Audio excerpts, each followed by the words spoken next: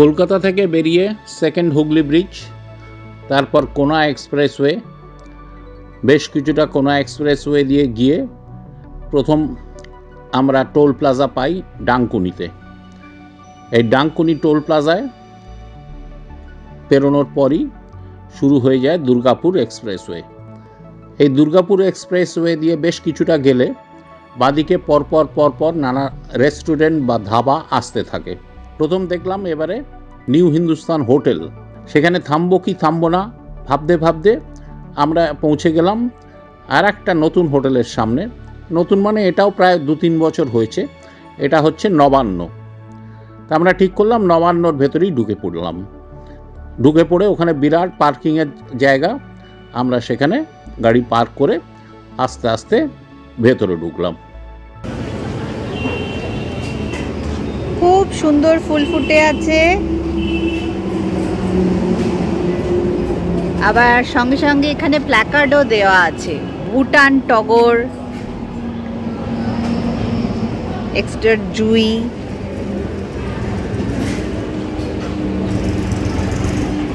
ছোট্ট ছোট্ট কমলা আছে, চাইনিজ কমলা।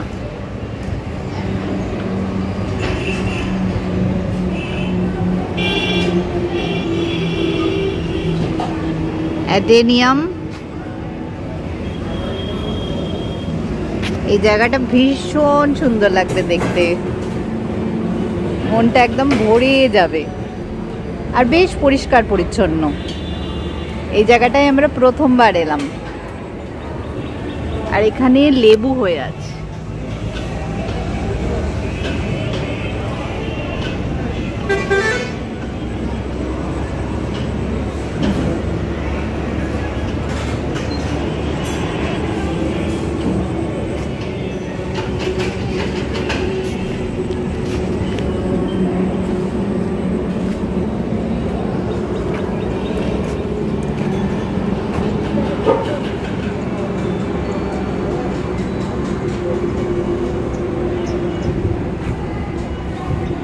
দাঁড়িয়ে আছি ঠিক হোটেল নবান্নর সামনে।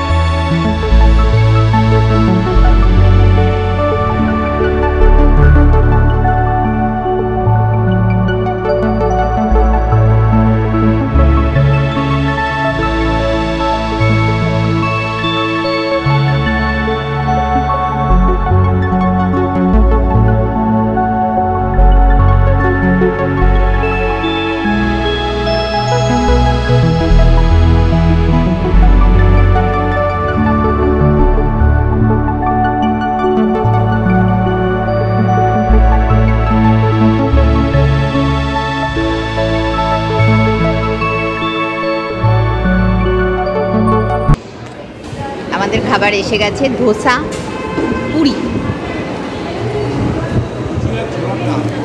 লুচি আর ছোলার ডাল। হ্যাঁ হ্যাঁ হ্যাঁ, লুচি আর ছোলার ডাল ঠিক।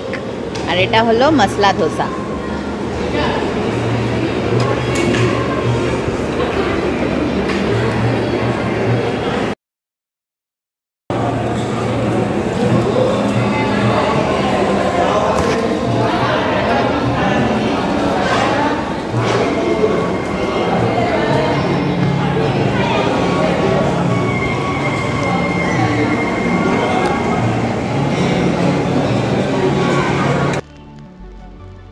এখানে সামনে একটা দেওয়ালে কাছাকাছি কোথায় ঘুরতে যাওয়া যায় তার হদিশ দেওয়া আছে, যেমন শান্তিনিকেতন, তারাপীঠ, ব্যান্ডেল চার্চ, হুগলি ইমামবাড়া, বিষ্ণুপুর টেম্পল আর হংসেশ্বরী মন্দির। এই হোটেলটার মধ্যে একটা এসি রেস্টুরেন্ট সেকশনও আছে।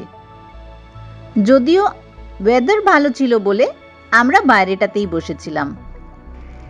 এখানে স্টাফদের ব্যবহারও বেশ ভালো ছিল, আর অ্যাম্বিয়েন্সও বেশ ছিমছাম। তবে যে কোনো ধাবাতে ঢুকলে আমার একটা জিনিসে ইন্টারেস্ট থাকে যে টয়লেটটা কতটা পরিষ্কার।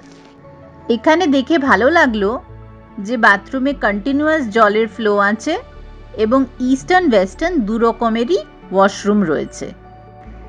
খাবারে এখানে প্রচুর ভ্যারাইটি আছে, তবে শুনেছি নাকি এখানের আলুর পরোটা খুব ডিমান্ড।